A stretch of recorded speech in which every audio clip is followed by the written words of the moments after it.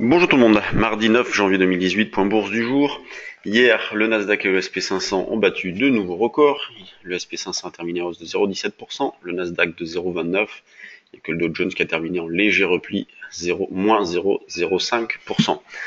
Le CAC, lui, a pas fait grand-chose de la journée après avoir ouvert avec un gap à la hausse. Il a évolué entre les mêmes limites pendant toute la séance, et ce matin, il nous fait un petit plus haut. Il vient de dépasser temporairement les 5500 points. Donc la dynamique reste positive. On cherche toujours à acheter, mais c'est pas évident à faire. C'est ce qu'on indiquait là dans notre forum audio. Pas évident d'acheter dans cette phase-là, puisqu'il n'y a pas vraiment de retracement. On en a eu un beau donc en fin d'année dernière, début d'année, qui nous a ramené jusqu'à 5003, donc niveau sur lequel on a monté des stratégies, notamment à base d'achat de call. Donc là, c'est sûr qu'on gère cette position-là, c'est magnifique. Sur ce niveau de prix de 5500 points, eh bien, on peut monter également des stratégies options.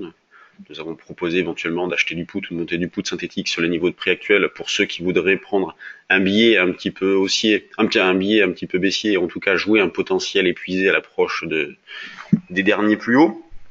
Sinon, la dynamique restant haussière, on cherche à acheter sur des replis. Le plus proche niveau se situe autour de 75-80.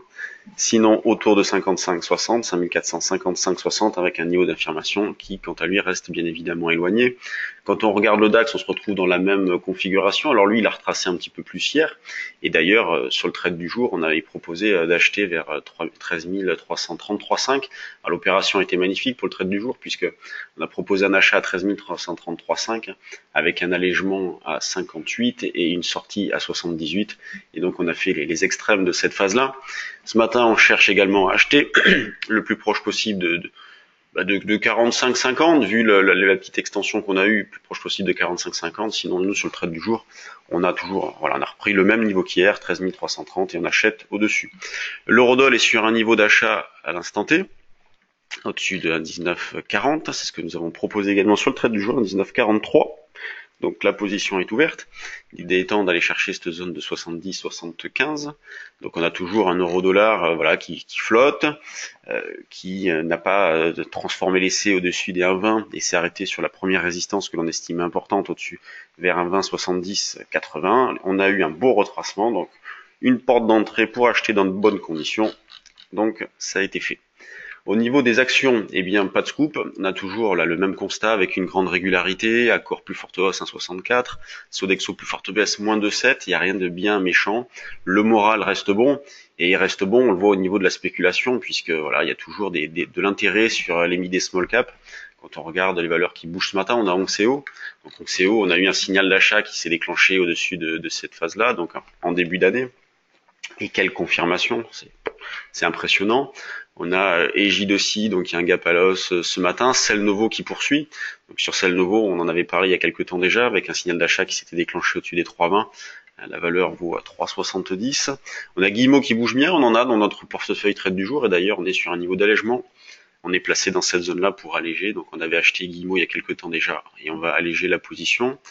Valeur qui bouge aussi, on a Altis, ça tombe bien, on en a dans notre portefeuille trade du jour. Altis qui prend 7% ce matin, donc c'est parfait. On va profiter de ce mouvement-là pour alléger aussi. Donc on va bouger sur Altis.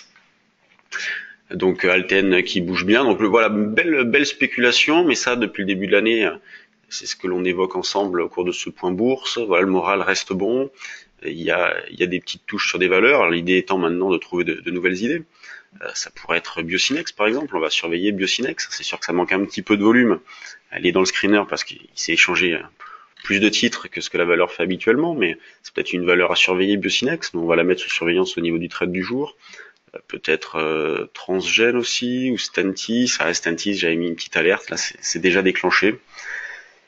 Donc voilà, on va surveiller tout ça pour nous, pour vous, dans le cadre du trade du jour, de la salle des marchés.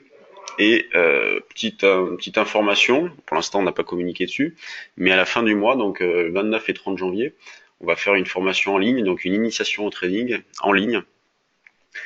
Donc sur 2 soirs, on va faire 18h30, 20h30 le 29 et le 30 janvier, donc 3 heures de cours théoriques et 1 heure de questions-réponses. Vous pourrez nous poser tout ce que vous souhaitez, c'est sur inscription. Vous retrouverez le tarif, le contenu sur notre site internet www.percevalfinance.com. Sinon, n'hésitez pas à nous contacter à notre adresse mail habituelle info@percevalfinance.com. C'est un bon exercice, au moins vous n'avez pas besoin de venir à Paris ou à Bordeaux.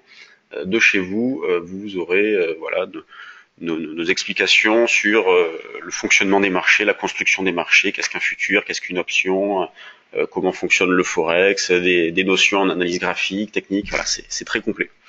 Bonne séance à tous et à demain pour un nouveau point bourse.